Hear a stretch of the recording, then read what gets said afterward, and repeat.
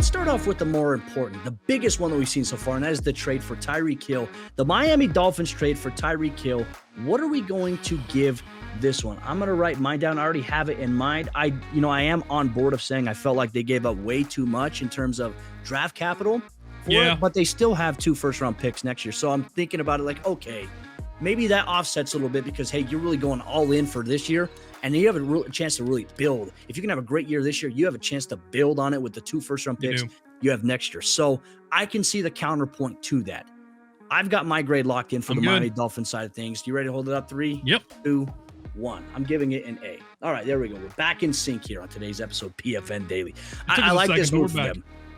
Tua, I mean, like we said, we talked about it with Trey Wingo earlier on the show. For Tua Tagovailoa, he has everything around him that he will essentially need to take the next step in his game as a QB. And the fact that he was doing some things last year with limited help around him outside of Jalen Waddle and Mike Gesicki, I was pretty impressed there. But now you add in Chase Edmonds, you add in Raheem Mostert, you add Tyreek Hill, and you also add in Jalen Waddle. You still have the contributions there of Mike Gesicki, Durham Smythe.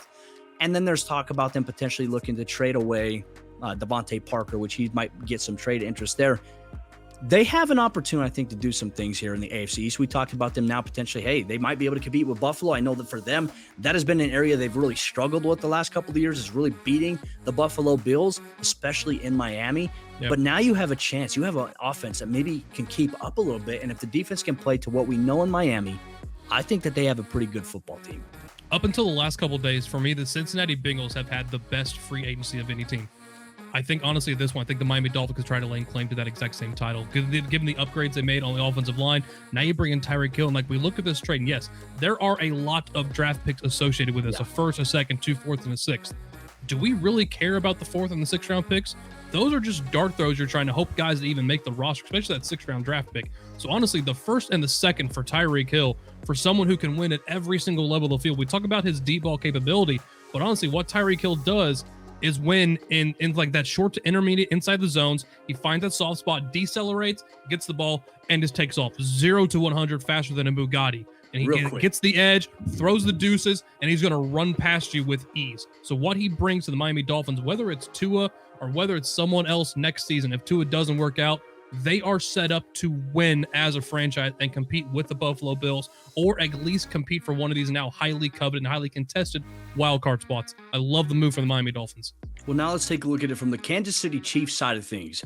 This is risk reward, right? Because you're losing arguably your most impactful player that you've ever had on the offensive side of the ball, not named Patrick Mahomes in franchise history. Like he is a touchdown right now. He's a walking touchdown waiting to happen at any point.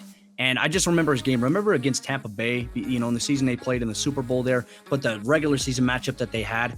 Remember his production at halftime against that Bucs secondary? Unbelievable. I was like, hey, dude, this dude is ridiculous. Like, he is a tough task to have to cover. I know I'm glad he's out of the AFC West here, specifically covering the Denver Broncos. But for the Kansas City Chiefs, I'm going to give it a decent grade here. But I think that there's some questions to be had. So I've got mine ready. I don't hate it as much as I initially did. I'll put it that way. All right, let's go. 3, 2, 1. I've got a B. Okay, hey, look, there we go. In sync, my friend. Hey, you know what? I think really, outside of 2 picks, we've pretty much been in sync the entire way. We've been really close. Yeah. Here's the reason why I give it a B for the Kansas City Chiefs, okay? Look, you're giving up the impact player that we just talked about and that we've raved about here all week long in terms of how good he is. Granted, you do have the 29th and the 30th pick in the first round of this year's NFL draft. You can easily go out and you can add another wide receiver. They do have Marquez Valdes-Scantling now, who obviously signed with them. They have Travis Kelce, McCole Hardman, Juju Smith-Schuster. That is a pretty decent wide receiving core unit. However, like we've said here all week long, and I want Chiefs Kingdom to understand this very clear, you cannot replace the production of Tyreek Hill. The Chiefs at this point can only hope to spread that production around exclusively every side of the field there, and they need more out of the running game. If they can improve their running game and they can get contribution from all these guys, I think the Chiefs offense will still be just as deadly as it has been the last couple of years. Yeah, given how much money you just saw go to someone like a Devontae Adams, the Chiefs were probably going to have a very hard time trying to foot the bill for what Tyreek Hill wanted, especially when you've got so much money invested into Patrick Mahomes. So at some point, you were likely going to lose him. Like I said, there is no replacing what he brings to the game.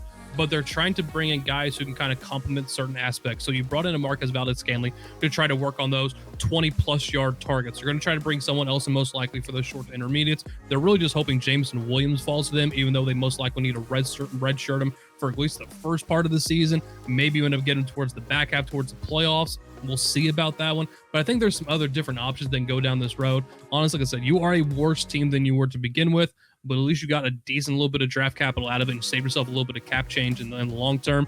But yeah, I think it's interesting. Like I said, it's an okay trade. You got decent value back out of him, but yeah, you're a lesser offense than you were when you started free agency.